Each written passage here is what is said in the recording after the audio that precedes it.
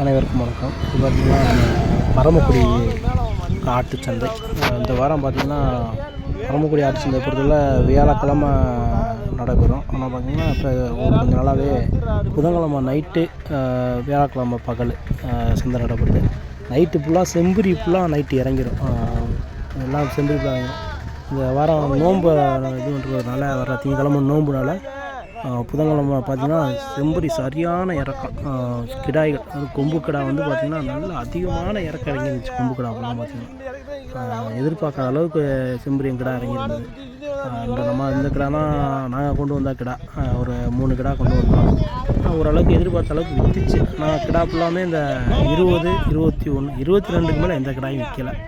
செம்பரி கிடாயை பொறுத்தவரை 22க்கு மேலே எந்த ஒரு கிடாயுமே விற்கலை. பரமக்குடியை பொறுத்தவரை இதெல்லாம் நல்ல கிடாய்கள் தான். 2 கிடாயும் நல்ல கிடாயாக கொண்டு வந்தாங்களாம். 2 கிடாயும் பார்த்திங்கன்னா நான் ஒருத்தர் வாங்கியிருந்தாப்புல 2 வாங்கிட்டாப்புல, 1 வேண்டாம்னு சொல்லிட்டாப்புல. அது கொஞ்சம் பத்தாத கிடா இருக்குது வேண்டாம் அப்படின்னு சொல்லிட்டாப்புல.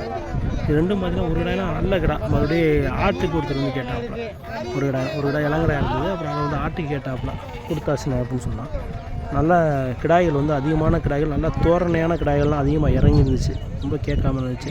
இது நம்ம ஆடு வேறு கொண்டு வந்தோம். இது நான் கொண்டு வந்த ஆடு ஃபுல்லாமே நல்ல ஆடுக தான். ஓரளவுக்கு கறிக்கட்டான ஆடுக. இந்த போன வாரத்துக்கு இந்த வாரம் கொஞ்சம் நல்ல ஆடுகள் இருந்துச்சு. நல்லா இருந்துச்சு.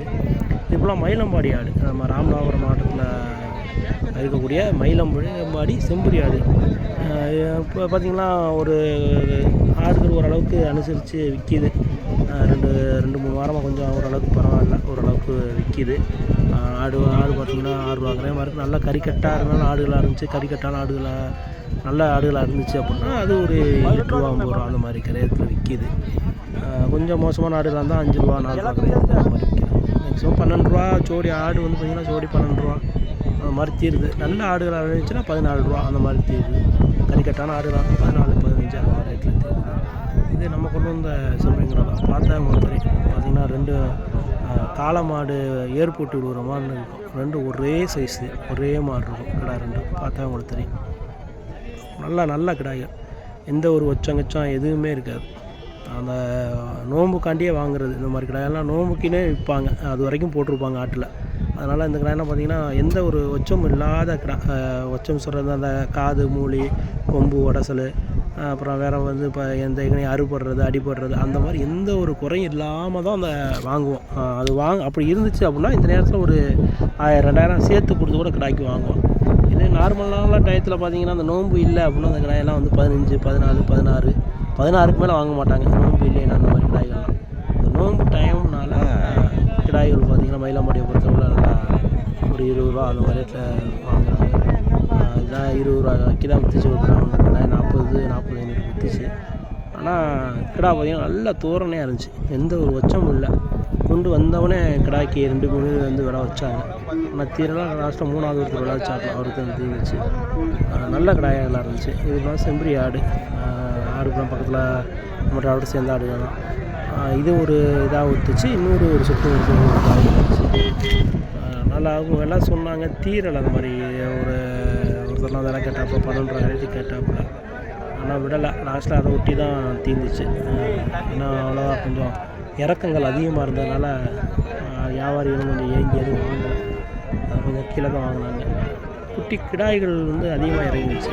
கொம்பு கிடாய்கள் வந்து நோம்புனால வெள்ளாட்டங்கிடாயும் கொம்பு கிடாயும் செம்பரி கிடாயும் சரியான இறக்கம்.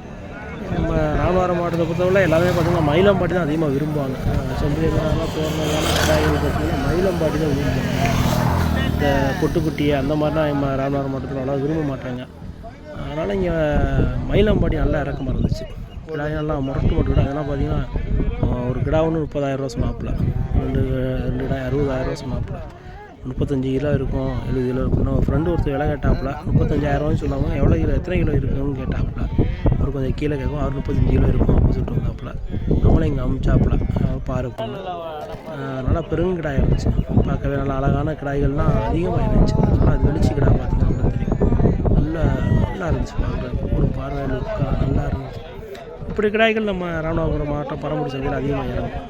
அந்த செம்பரி கிடாயை பொறுத்தவரை பரமக்குடியில் அது அந்த செம்பரி கிடாய்க்குமே வந்து பார்த்திங்கன்னா நல்லா இறங்கும். அதே மாதிரி இந்த மாதிரி பட்டினம் குட்டிகள் செம்பரியும் குட்டிகள்லாம் அதிகமாக இறங்கும். இதுதான் இறங்கும். பொட்டு குட்டிகள் மித்த குட்டிகள்லாம் அதிகமாக இறங்காது. பொட்டி குட்டிகள் இறங்கும், ஒரு சில நாளில் கொண்டு வருவாங்க. அந்த எட்டயபுரம் வியாபாரிகள் அங்கிட்டிருந்து கொண்டு வருவாங்க. அந்த எட்டயபுரம் சைட்லேருந்து இல்லை அங்கிட்டு விருதுநகர் டிஸ்ட்ரிக்ட்லேருந்து இங்கிட்டு ராமநாதபுரத்துக்குள்ள கொண்டு வருவாங்க. அது ஒரு சில குட்டிகள் இறங்கும். இது நம்ம கறிக்கடை கேட்டுச்சு. இந்த பார்த்தீங்கன்னா இதுக்கு வந்து காது வந்து இந்த குட்டிக்கு வந்து ஒரு குட்டிக்கு வந்து கொம்பு உடச்சி இருந்துச்சு. அதனால் கறிக்கடைக்கு ஆகும் அப்படின்னு சொல்லியிருக்காண்டி கறிக்கடைக்கு கேட்டோம்.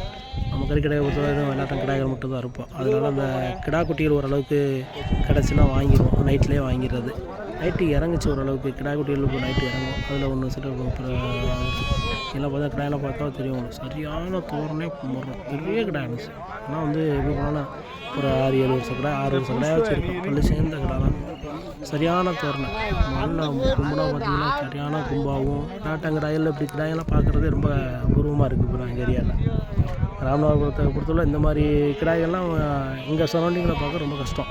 பரங்குடி சரௌண்டிங்கில் கிடா உங்களுக்கு பார்த்தா தெரியும். நல்லா முரட்டு கிடா. நல்லா அது பார்த்திங்கன்னா கொட்டை கிடா தான், கசை கிடா கிடையாது, கொட்டை கிடா தான். நல்ல முரட்டு கிடா இருந்துச்சு. அதில் விற்கலை. காலைல முடிய இந்த கிடா கூட எடுத்துருச்சு. அந்த கிடா விற்கலை. இது பார்த்திங்கன்னா ரொம்ப புதுசு. ஒரு கிடா குட்டி இருந்துச்சு.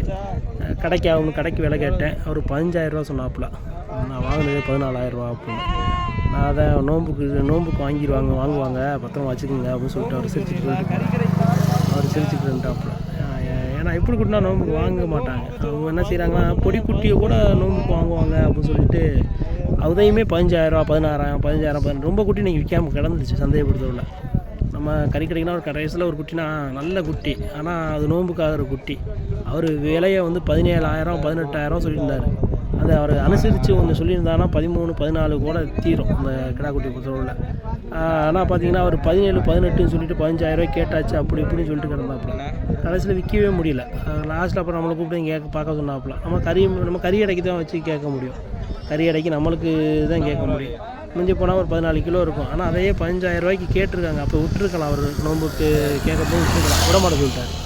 17,000 தான் கொடுப்பேன், 18,000 தான் கொடுப்பேன் அப்படின்னு சொல்லிட்டு விடவே மாட்டேன் சொல்லிட்டாப்புல. கடைசியில் நம்ம கறி கடைக்கு நம்மளுக்கு தெரிஞ்சதுனால கூப்பிட்டு காமிச்சாப்புல. அப்போ நான் கேட்கும் கோவப்பட்ட அவர் 15,000 கேட்டேன். அவர் 15,000 கேட்பாங்க. அவங்க குட்டி வாங்கணும், அவங்க இது கொண்டணும் சொல்கிறக்காண்டி கூட 2,000 கூட வச்சு கேட்பாங்க. நான் வந்து கறிக்கடை நடத்தணும், அந்த அளவுக்கு நான் கேட்க முடியாது. எனக்கு கட்டணமான விலைக்கு தான் நான் கேட்க முடியும் அப்படின்னு சொல்லிட்டு சங்கடப்பட்ட அப்புறம் விலை வச்சுட்டு வந்தேன். நான் வச்ச விலையை காட்டிலும் கூட யாருமே வைக்கல. நான் வச்ச விலையை காட்டு 2,000 கம்மி பண்ணி தான் எல்லோரும் வச்சாங்க கறிக்கடை அளவுக்குள்ளாமல். அதையே அப்புறம் கடைசியில் மட்டும் கூப்பிட்டு ஒரு 200 சேர்த்து கொடுங்க, வண்டி காசு இது பண்ணட்டும் அப்போ அப்படின்னு சொல்லி அப்புறம் 200 சேர்த்து நான் கொடுத்து அப்புறம் கறிக்கடைக்கு பற்றிட்டு போனேன். அந்த மாதிரினா இருக்குது குட்டிகள். அதனால் நோம்பு கிடாய்களும் ஒரு சில இது இருக்குது. நல்லா தோரணையாக இருக்கணும், நல்லா இதாகவும் இருக்கணும், பருவட்டாகவும் இருக்கணும், நல்லா வளர்ப்பாக இருக்கணும், எந்த ஒரு வச்சமும் இருக்கக்கூடாது. அப்படி இருந்தால் அது நோம்புக்கு விற்கும். அந்த மாதிரி பக்ரீத் நோம்புக்கு அப்படி கிடாதான் அவங்க வாங்குவாங்க. அப்படி கிடாதான் அவங்க நோம்புக்கு வந்து இது பண்ணுவாங்க. நம்ம அதுக்கு ஏற்ற மாதிரி தான் சொல்லணுமே ஒழிய கறிக்குட்டிகள் கறி மதிப்பு என்னவோ அதுக்கு 900 விட்டா ஒரு 850 கல்லாவுக்கு வச்சு சொல்லணும். சொன்னால் தான் வாங்குறவனுக்கு ஏதாவது புண்ணியம் கிடைக்கும். 900 விற்றா அங்கே 1000 1,500 கல்லாவில் சொல்லும்போது அது விற்கவும் முடியாது. ரொம்ப சிரமமாக தான் இருக்குது. இந்த 2 குட்டியும் பார்த்திங்கன்னா நல்லா அழுத்தமான குட்டியாக இருந்துச்சு. இதை கேட்டேன் நம்ம கறிக்கடைக்கு. அவர் 30,000 சொன்னாப்புல. 2 கிடா குட்டி தான். ஆனால் நல்லா அழுத்தம். ஆனால் 30,000 சொல்லும்போது விலை அதிகமாக இருந்துச்சு. 30,000 27 கேட்டாங்க. 28,000 இவனுக்கு நீ பழக்கமான ஆள், கறிக்கடை ஆள், நீ என்ன போட்டிக்க அப்படின்னு. நம்ம இது 2 வாங்கி 28,000 முதல்ல எடுக்க முடியாது. ஒரு குட்டி ஒன்று 14 கிலோ விழுந்தாலும் 28 கிலோ விழுந்தாலும் கிலோ 1000 நம்ம விற்க முடியாது. அது அந்த அளவுக்கு விழுவும் செய்யாது. 14 கிலோ குட்டி கிடையாது. அவர் சொல்கிறாப்புல 15 கிலோ விழுவும் அப்படின்னு. குட்டிக்காரவங்க சொல்கிறாங்க நமக்கு வாங்கக்கூடாது. சில பேர் அப்படி தான் விலை வச்சிடறாங்க. டப்புன்னு வச்சுட்டு டப்புன்னு விளையிடுறாங்க. எப்படியோ ஒரு மாதிரி கேட்டுட்டு டக்குன்னு விளைவிக்கிறாங்க. மறுபடியும் அதையே இப்படி தொங்கிட்டே கிடக்காங்க. அவங்க சும்மா விளையாட்டு கேட்குற மாதிரி கேட்டுட்டு ஒரு இடத்த சொல்லிட்டு விளையாட போயிடுவாங்க. அது மாதிரிலாம் ஒருத்தர்னா போட்டு ரொம்ப நேரமாக இந்த கிடா தான். அவன் பார்த்திங்கன்னா 9 கேட்டேன். அவர் 14 கேட்டாச்சு அப்படி இப்படின்னு சொல்லிட்டு கிடந்தாங்க அந்த கருத்த கிடாயை. நானும் 9 கேட்டுட்டு 9,500 கேட்டேன்.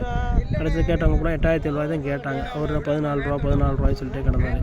அந்த தம்பி தான் மறுபடியும். அப்புறம் அவர் வந்து அப்புறம் என் கூட போட்டி போட்டு ஆளுக்கு போய் 400 அவர் 100 ஏற்றிட்டு இந்த மாதிரி ஆயிடுச்சு. அப்புறம் சரி தம்பி வாங்கிட்டு போட்டு விடுங்க அப்படின்னு சொல்லிட்டு, வாங்கிக்கிங்க தம்பி ஏன் போட்டி போட்டு உள்ள பிடிச்சிட்டு கிடக்குங்க, உங்களுக்கு ஆவணம் பிடிச்சிங்கன்னு சொல்லிட்டு அப்புறம் அவர் 10 ரூபாய்னு பிடிச்சாப்புல.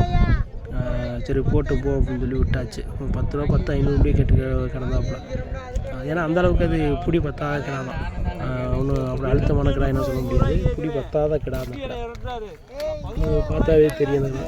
நம்ம அந்த வெள்ளாட்டங்கிடாய்கள் எப்படின்னா, நம்ம அப்பா வியாபாரினால குட்டியெல்லாம் முடிஞ்சோன்னு வெள்ளாட்டங்கிடாய் எடுத்துப்போம். நம்ம இந்த பார்த்தீங்கன்னா இது 2 கிடா கிடந்துச்சு, 2 நல்ல கிடா, சும்மா சொல்ல 2 நல்ல வளர்ப்பு. ஆனால் ஒன்று கிராஸு, இந்த கிட்ட நிற்கிறது கிராஸு, இது நம்ம நாட்டுக்குட்டி மாதிரி இருந்தது. அப்போ நம்ம அத்தா ஒருத்தர் கேட்டிருந்தாப்புல, எனக்கு கிடா கிடந்துச்சுன்னா எதுவும் கொஞ்சம் பார்த்து வாங்கி போட்டு வச்சுருக்கேன், நான் வந்துடுறேன் அப்படின்னு. அவர் விலைக்காண்டி போய் இதை கேட்டேன். நல்ல கிடாயாக இருந்துச்சு. அப்புறம் சும்மா சொல்ல நல்ல வளர்ப்பு கிடா. கொஞ்சம் கால் அந்த ஓலக்கால் மாதிரி இருந்துச்சு. கால் ஓலக்கால்லாம் வந்துன்னா சவுட்டி வைக்கிறது, கால் பின்றது அந்த மாதிரி இருக்கும், அந்த மாதிரி இருந்துச்சு. அதனால் கொஞ்சம் ஒரு 1000 குறைச்சி கேட்பேன்னு சொல்லிட்டு விலை வச்சேன். 17,000 ரூபாய்க்கு வச்சேன். கோவப்பட்டாப்புல 18,000 ரூபாய்ன்னு சொல்லிட்டேன். மிஞ்சி போனால் எனக்கு ஒரு 18 கிலோ விழுகுன்னு வச்சுக்கோங்களேன். 18 கிலோ விழுகும். அங்கிட்டு நிற்கிற கிடா நல்லா பெருவிட்டான கிடா. ஆனால் பெருவிட்டாங்கன்னா அது பார்த்திங்கன்னா கொஞ்சம் கிராஸாக இருந்துச்சு. அவர் இல்லை எப்படி கிராஸ் கிடையாது, நான் தான் வளர்த்தேன் ஆச்சு, அவங்க தான் கற்றுனாரு. நம்மளுக்கு ஒரு நாளைக்கு 100 கிடா இருப்போம், நல்லா தெரியும். அது என்ன அந்த கிடா கிராஸ் நம்மளுக்கு தெரியாதா அப்படின்னு சொல்லிட்டு நம்ம மேக்ஸிமம் வந்து நம்ம நாட்டுக்குட்டிகள் தான் அதிகமாக கடைக்கு வாங்குறது. கிராஸு அப்புறம் பார்த்திங்கன்னா அந்த ஆந்திரா அதெல்லாம் நம்ம கடைக்கு அறுக்கிறது கிடையாது. நாட்டுக்குட்டி மட்டும்தான் வாங்குவேன். அதனால் அந்த நாட்டுக்குட்டி மட்டும்தான் கேட்குறது. அத்தை எடுத்துகிட்டு போயிட்டாங்க, கேட்டால் நம்ம கடைக்கு ஆர்டர் சொல்லுவேன். வேலை ஓடி அணையில 22,000 சொன்னார். கடைசியில் 19,000 ரூபாய்க்கு கூட கேட்டாச்சு.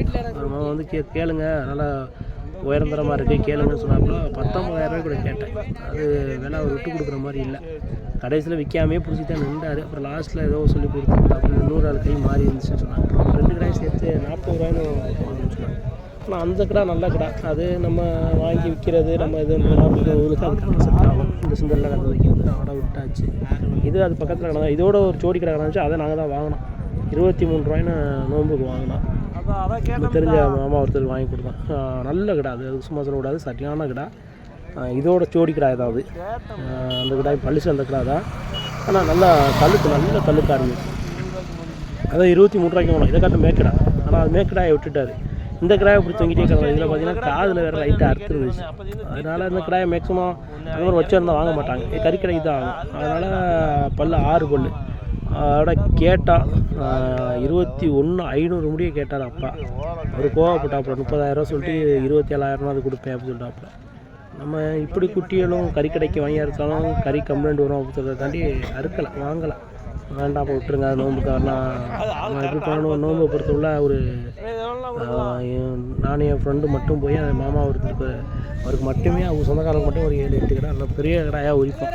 அது நம்ம தான் கிடா வாங்கி கொடுப்போம். இப்போ அந்த முரட்டு கிடா வாங்கி கொடுத்தா அவங்களால உரிக்க முடியுதில்ல. அது அவங்களுமே கொஞ்சம் கறியுமே கொஞ்சம் வேக்காடு வருதில்ல அப்படிமா தான் சொல்லுவாங்க. 2-3 நாட்டு அந்த கிடா கொஞ்சம் வேக்காடு இல்லை, இந்த கிடா கொஞ்சம் சரியில்லை, அந்த கிடா கொஞ்சம் கறி வந்து டேஸ்ட் இல்லை அப்படின்னா சொல்லுவாங்க. அதனால் அந்த பெருங்கிடாய்கள் வேணாமாம்மா, கொஞ்சம் நார்மலாக குட்டியாக பார்த்து வாங்குவோம்மா, ஓரளவுக்கு 2 பல்லு குட்டியாக பார்த்து வாங்குவோம்மான்னு சொல்லி அவருக்கு வாங்கி கொடுப்போம். அதுக்காண்டி சில குட்டிகள் பார்த்தோம், ஒரு 7-8 கிடா அவர் வாங்குவாப்புல.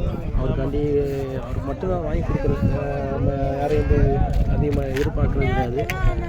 ஒரு மாமா நம்மளுக்காண்டி ஏதாவது செய்வார், வைப்பார், எதாவது நல்லது கிட்டது மொத்தமும் வர சொல்லுவார். அவருக்கு குட்டியெல்லாம் நாங்கள் உரிச்சு கொடுப்போம். எதாக இருந்தாலும் நல்லது கிட்டது நம்மளை கலக்காமல் வந்து வேறு கறி கொடுக்க மாட்டாங்கள.